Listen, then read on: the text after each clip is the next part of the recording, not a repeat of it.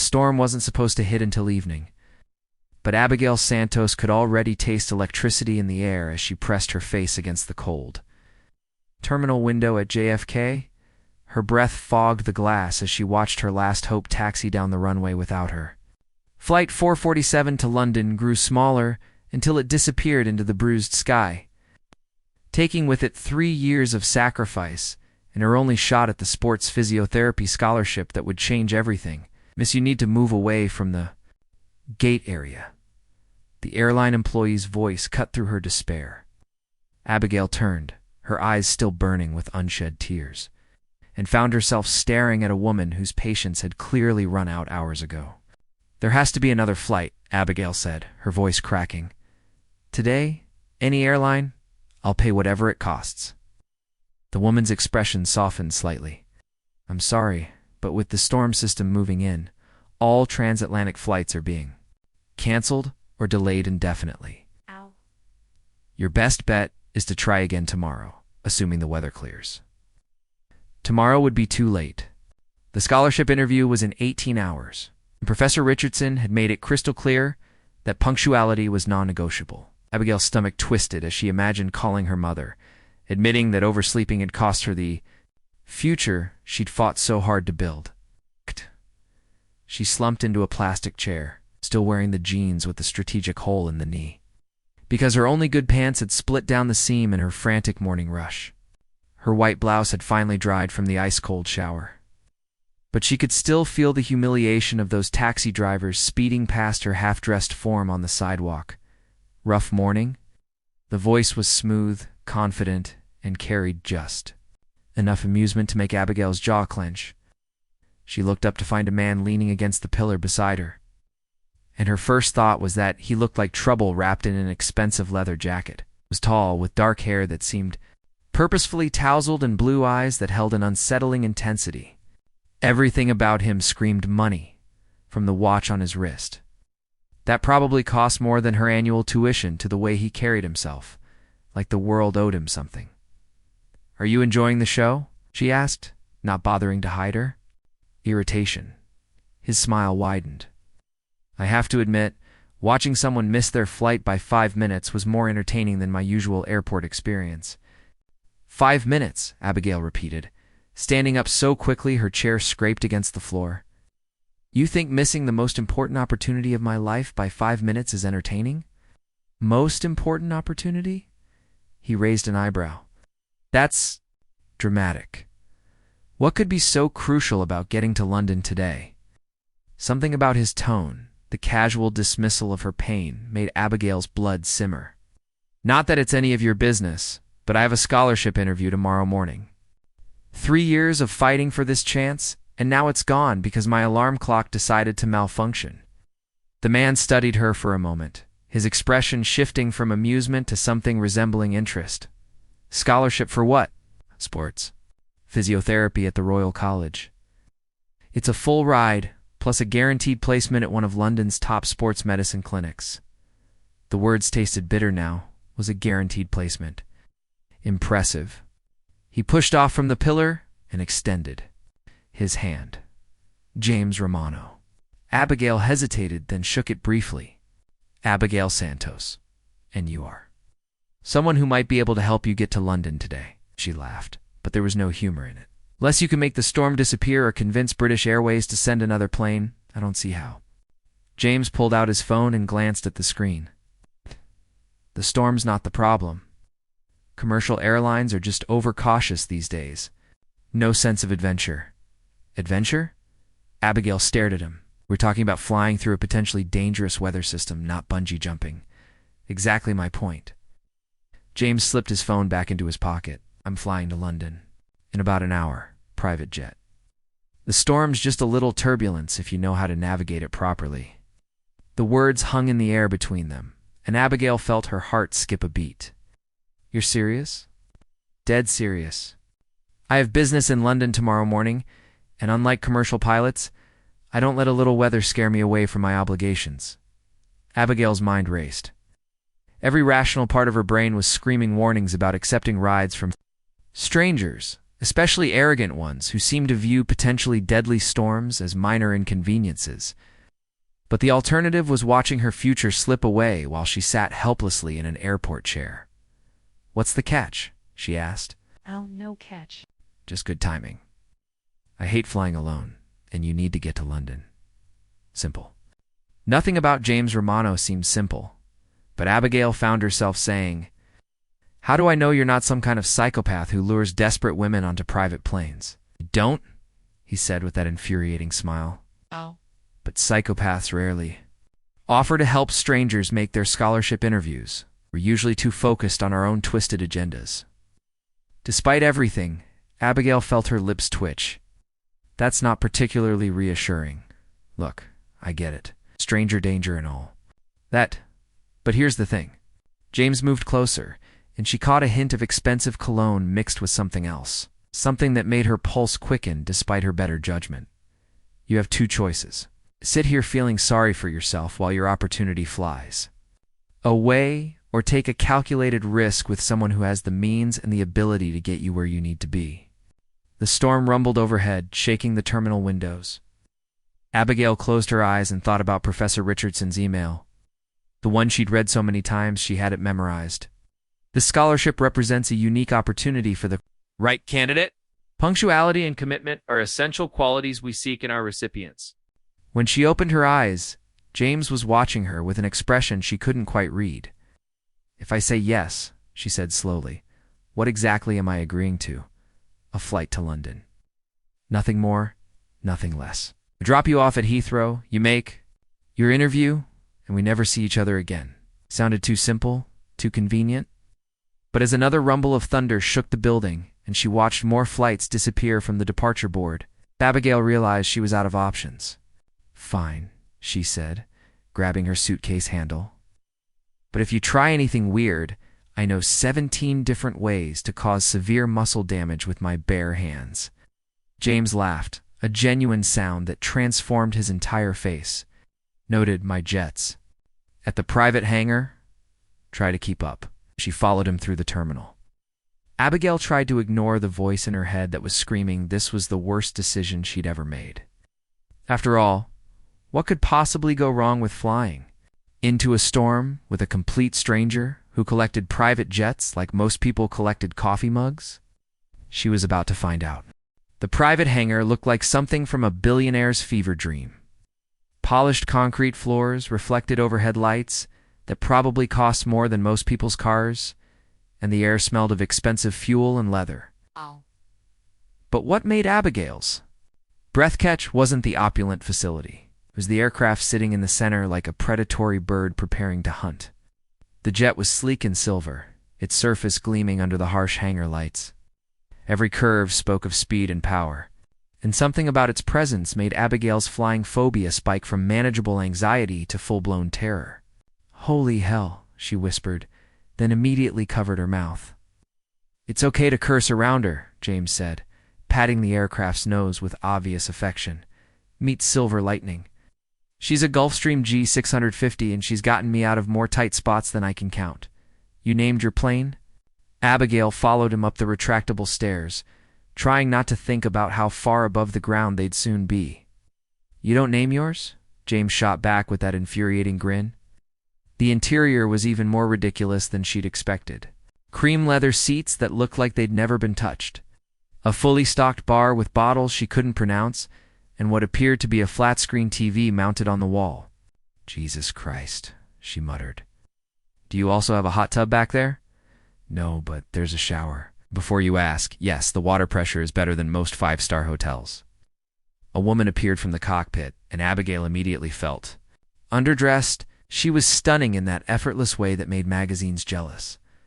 With perfectly styled dark hair and a pilot's uniform that looked like it had been tailored specifically for her body. But it was her eyes that made Abigail uncomfortable. They were cold, calculating, and currently focused on James with an intensity that spoke of history. "James," the woman said, her voice carrying enough ice to freeze the ocean. "I wasn't expecting passengers.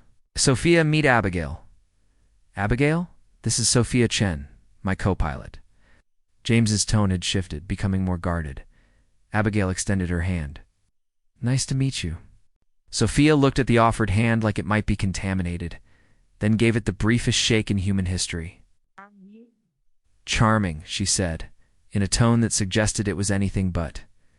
James, we need to discuss the flight plan privately. Whatever you need to say, you can say it in front of Abigail. Sophia's perfectly sculpted eyebrows rose. Fine, are you seriously planning to fly into that storm system with a civilian passenger who's clearly terrified of flying? I'm not terrified, Abigail protested, though her white knuckles gripping the chair arm suggested otherwise. I'm just realistically concerned about the whole defying gravity thing. She's terrified, Sophia said to James, completely ignoring Abigail. I can practically smell the fear. This is exactly the kind of reckless decision-making that got you grounded last time. What happened last time? Abigail asked, but both pilots ignored her. James's jaw tightened. That's enough, Sophia.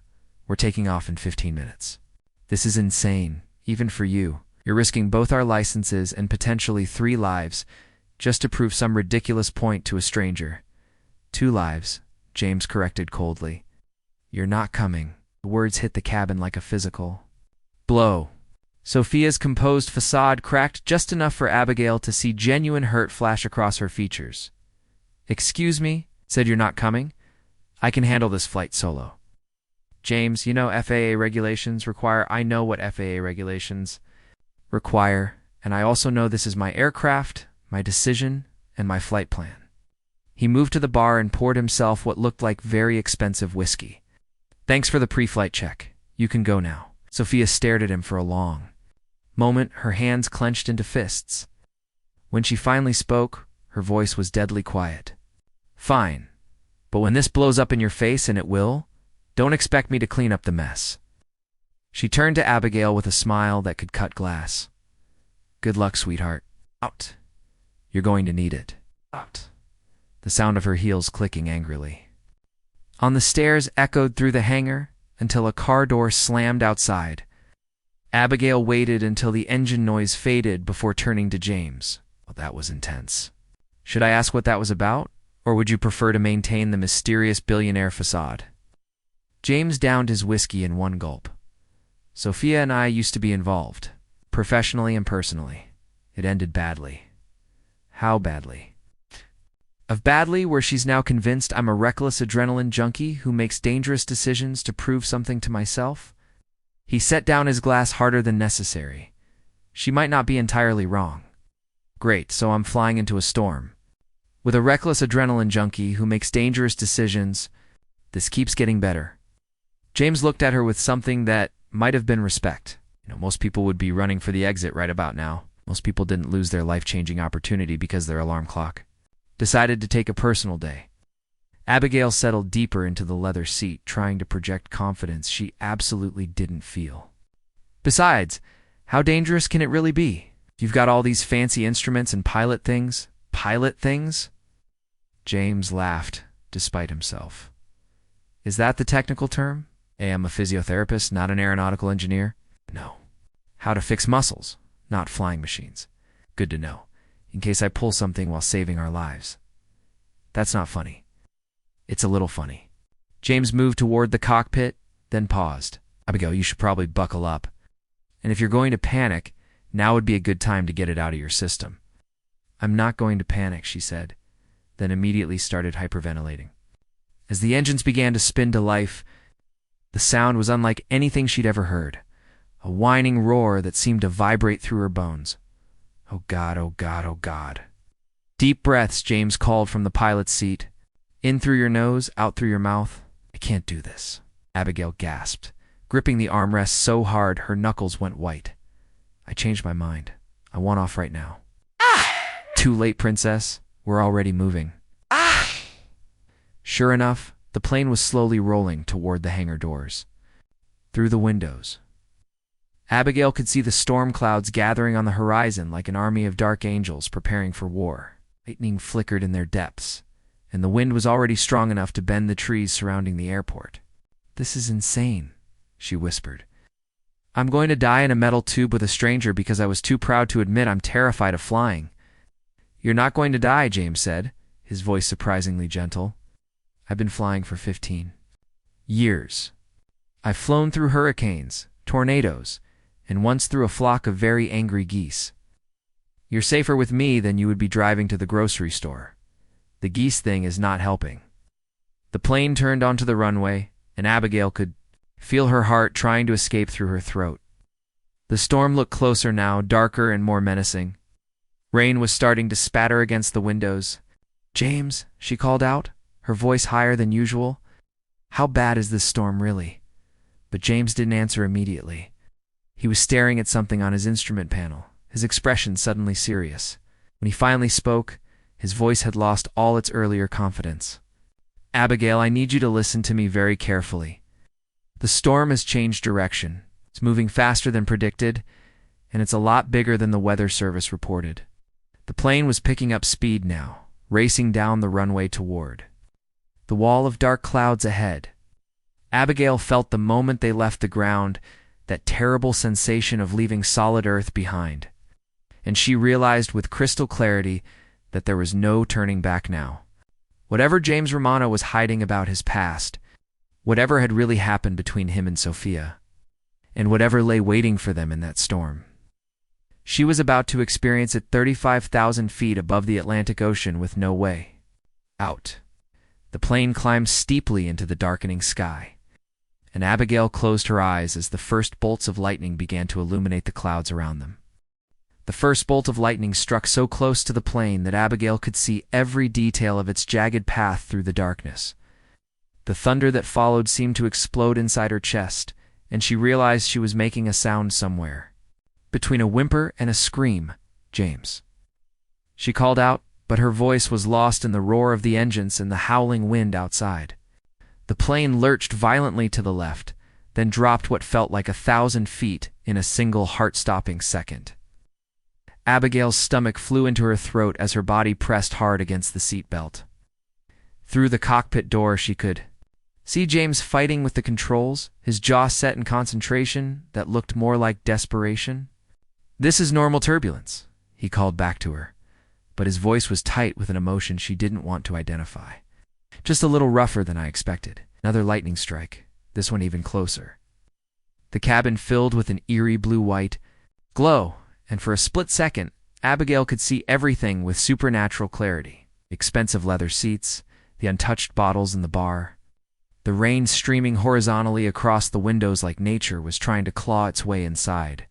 The plane shuddered again, a bone-deep vibration that felt like the aircraft was being shaken apart by invisible hands.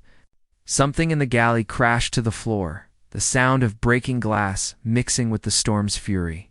"James, what's happening?" "Storm's bigger than they reported," he shouted back, his hands moving rapidly across the instrument panel.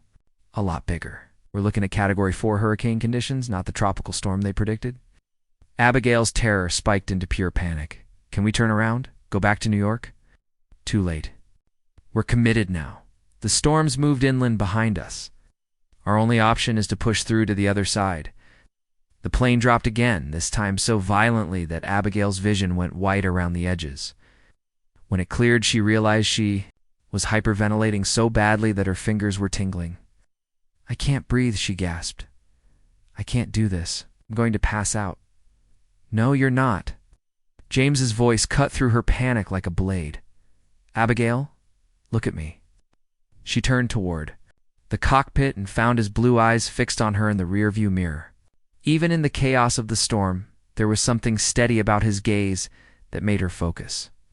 "You're going to breathe with me," he said, his voice calm despite the plane bucking like an angry horse beneath them. "In for 4 counts, hold 4.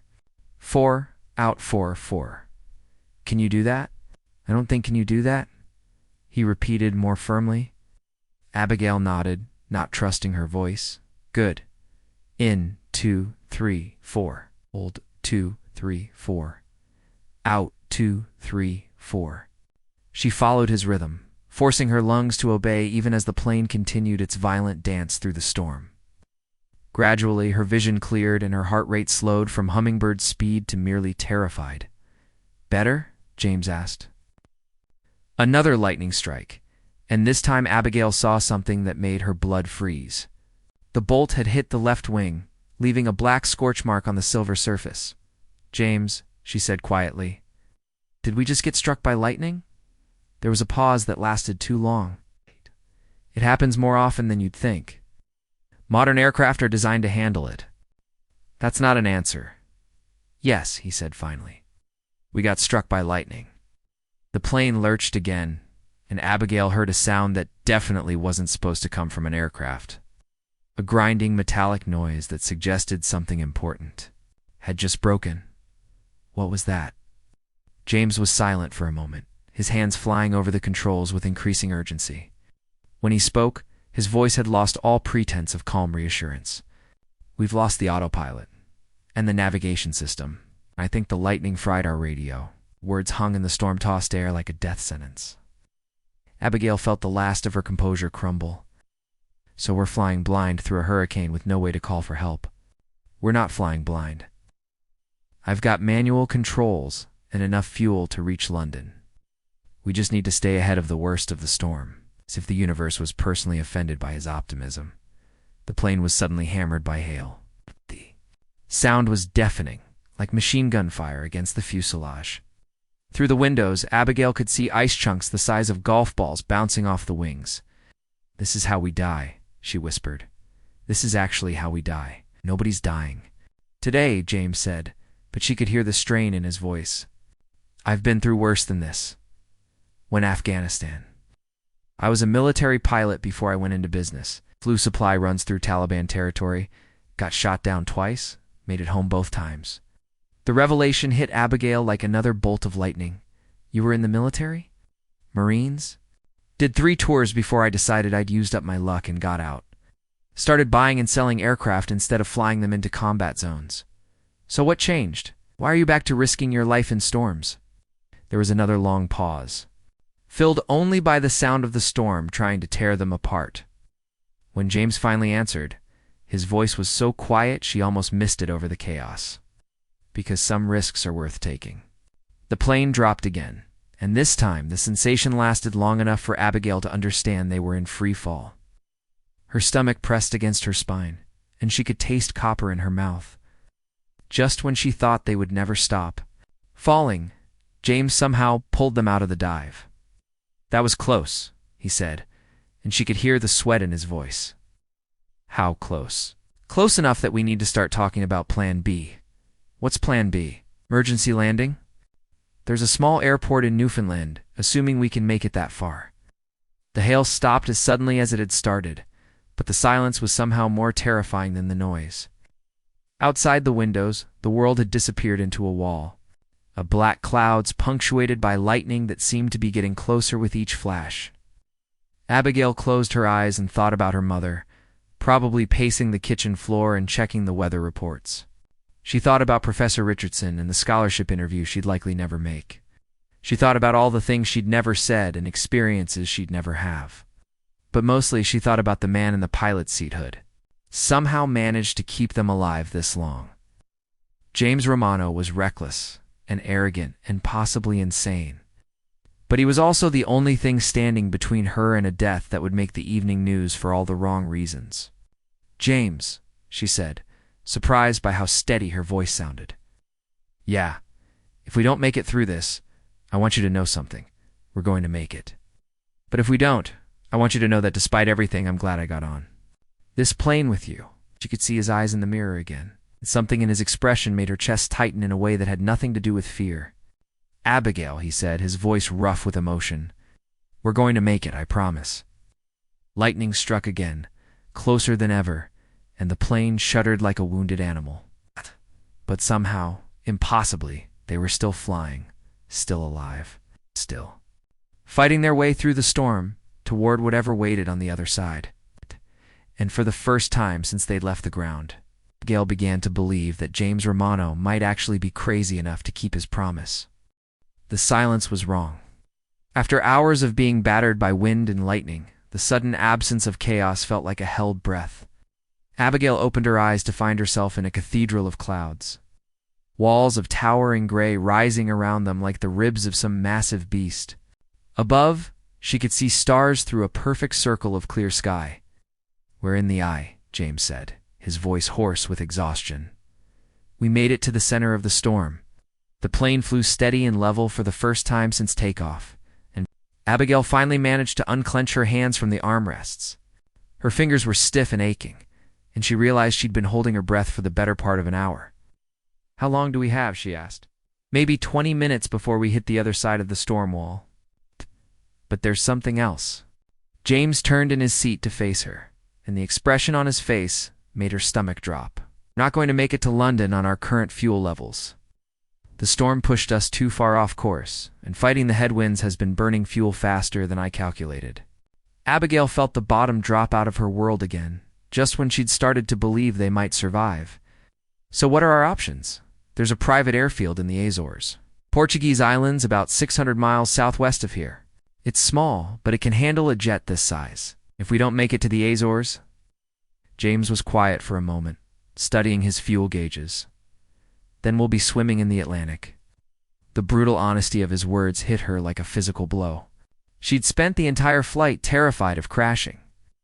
But somehow the possibility of running out of fuel and dropping into the dark ocean below seemed infinitely worse. "James," she said, her voice barely a whisper, "I need to know something. The truth this time. Are we going to die out here?"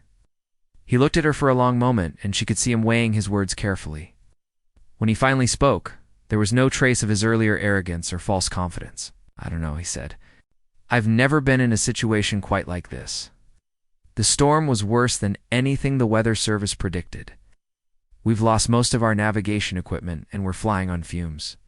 But I've also never wanted to get someone to their destination more than I want to get you to London right now." "Why?" The question slipped out before she could stop it. "Why does it matter to you if I make my interview?" James was quiet for so long that she thought he wasn't going to answer. Outside the windows, the eye wall of the storm loomed like the gates of hell, waiting to reclaim them. "Because 3 years ago I was supposed to fly a medical supply run to a remote village in Afghanistan," he said finally. "Simple mission, routine flight. But I was hungover from the night before, and I made a stupid mistake with the fuel calculations. We went down 50 miles short of our destination." Abigail felt her chest tighten. "What happened?" "My co-pilot died in the crash. A good man with 2 kids back home. The medical supplies we were carrying were for a cholera outbreak that killed 18 people while we waited 3 days for rescue."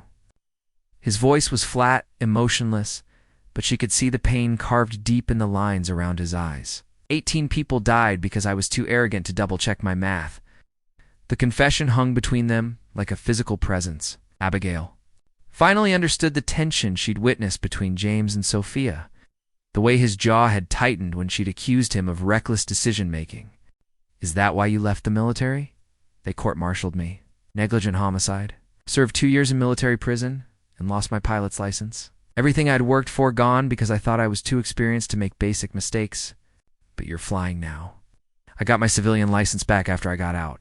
Started a charter business, then moved into aircraft sales. Made enough money to buy toys like Silver Lightning and pretend I was over what happened."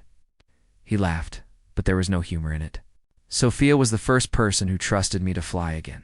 We worked together for 3 years, and somewhere along the way we became more than just business partners."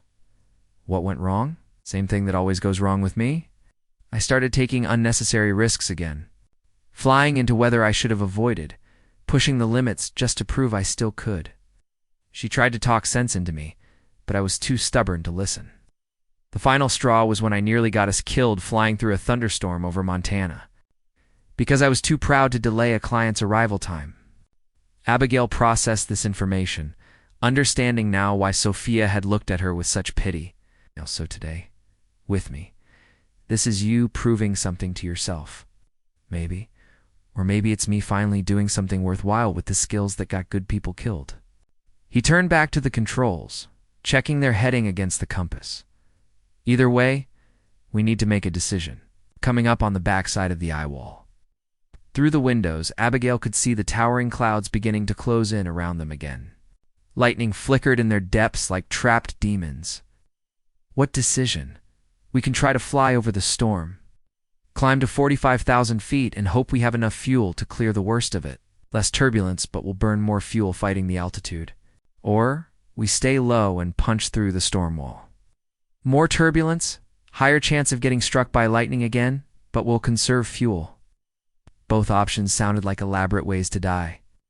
Abigail closed her eyes and tried to think through the mathematics of survival, but the numbers kept swimming away from her. What would you do if you were alone? Stay low and fight through it. But I'm not alone. The plane began to shake again as they approached the edge of the eye wall. In minutes, they would be back in the heart of the storm. And this time, they wouldn't have the luxury of uncertainty. Their fuel levels would dictate their fate. Abigail, James said, his voice urgent, I need you to make this choice. It's your life I'm risking, not just mine. She opened her eyes and looked at him, really looked at him, the arrogant billionaire. Facade had been stripped away by the storm, leaving behind a man haunted by his mistakes and desperately trying to redeem himself.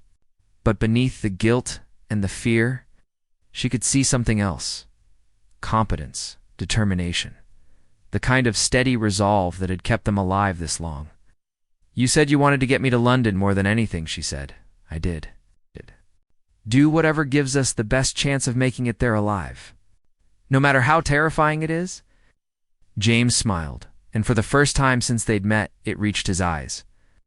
Hold on, princess. We're going swimming with sharks. He pushed the controls forward, and the plane dove toward the storm wall like a silver bullet aimed at the heart of chaos. The eye wall reached out to swallow them whole, and Abigail realized that whatever happened next would determine not just whether they survived, but who they would become if they did. The storm closed around them again, and the real test began. The fuel warning light began flashing red when they were still 30 miles from the Azores. Abigail watched James's face in the mirror, seeing the exact moment he realized they weren't going to make it to the airport. How much do we have left? She asked, though she wasn't sure she wanted to know the answer. Maybe 10 minutes. 15 if we're lucky. The storm had finally released them an hour ago, leaving them limping through clear skies with damaged equipment and rapidly depleting fuel tanks. Below them, the Atlantic Ocean stretched endlessly in all directions, dark and indifferent to their plight. There, James said suddenly, pointing through the windscreen. I can see the islands. Abigail pressed her face to the window and saw a cluster of green dots rising from the ocean like stepping stones to salvation. The largest island had a thin ribbon of white cutting across its center that she hoped was a runway. Can we make it? We're going to find out. James was talking rapidly into his headset, though whether anyone was responding was unclear. The radio had been crackling with static since the lightning strike, offering only fragments of Portuguese-accented English. Tercera Tower, this is N-7-7-9-Sierra-Lima, declaring emergency. Low fuel, requesting immediate clearance for landing. A burst of static, then a heavily accented voice. Sierra Lima. Tercera Tower. Runway 27 cleared for emergency. Landing wind, 290 at 15 knots. Emergency vehicles standing by. The island was growing larger now, but not fast enough. Abigail could see individual buildings, roads, patches of farmland carved into the volcanic landscape. It looked impossibly beautiful and impossibly far away. The fuel warning alarm began beeping insistently, a sound that drove spikes of panic through her chest. James silenced it with a sharp jab of his finger. 5 minutes, he said grimly. Maybe less. The runway appeared ahead of them, a narrow strip of asphalt that looked barely long enough for a plane half their size. Abigail could see emergency vehicles lined up along its edges, their red and blue lights flashing against the afternoon sky. James, she said, surprised by how calm her voice sounded. Whatever happens when we land, I want you to know something. Save it for the ground, he said, but she could hear the emotion in his voice. No, listen to me. You didn't get those. People killed in Afghanistan because you were reckless.